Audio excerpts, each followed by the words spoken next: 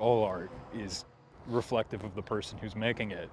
But I think that like photography, especially because it's like, it's, bam, this is my perspective.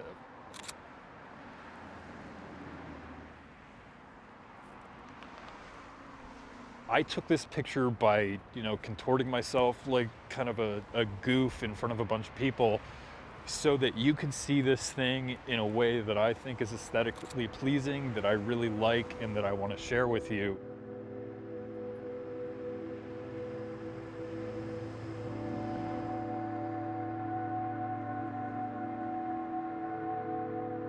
I've only been shooting since November 2016. I was out of work and I had a camera, and then I just proceeded to spend just about every waking moment that I possibly could walking around town and taking pictures of stuff.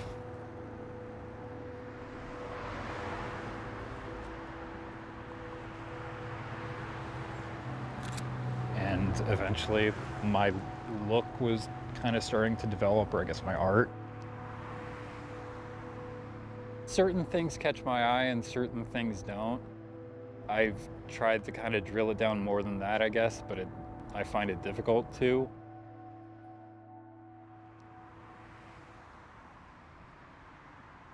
There were times where I spent like literally weeks just inside. I have obsessive compulsive disorder, and specifically mine kind of focuses a lot on like obsessive thought.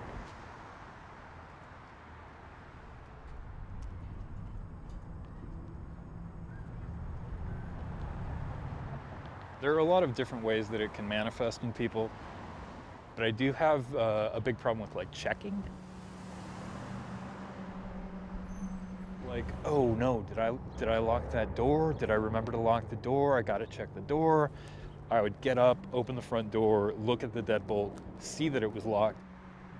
If it was a really bad night, I would be up, like every hour or something like that, just like checking it. Just checking and checking and checking and checking. So I started like just taking a picture on my cell phone every time I locked the door because I wanted to be sure that it was locked.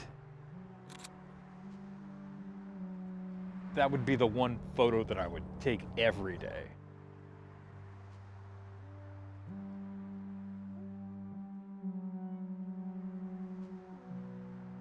Somebody told me a long time ago that I don't have a lot of people in my pictures, but they can feel people in all of them.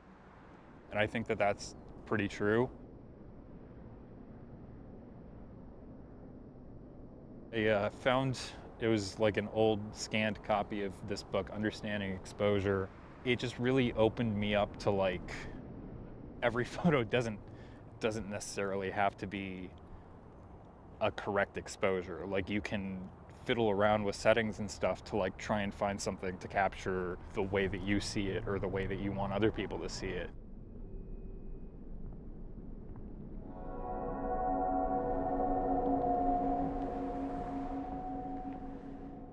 I gravitate toward things that are a little out of the ordinary in situations that are otherwise like kind of very mundane.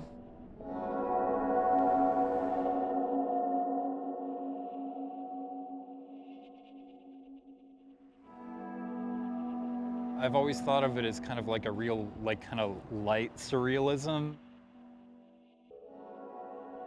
Like a dash of surreal on something that's kind of otherwise a little ordinary.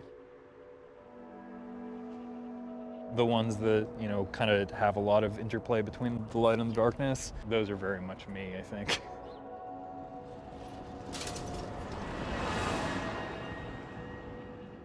I say that photography saved my life.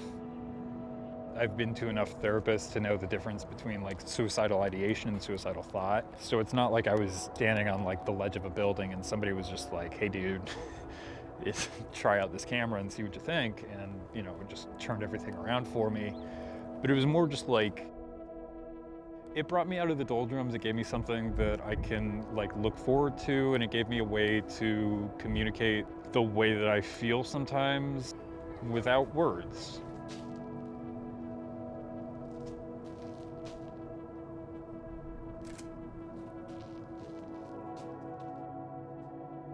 it can be a little weird to, take a picture of like a traffic cone that's in the middle of a street and say like, I really identify with this traffic cone, but sometimes I do.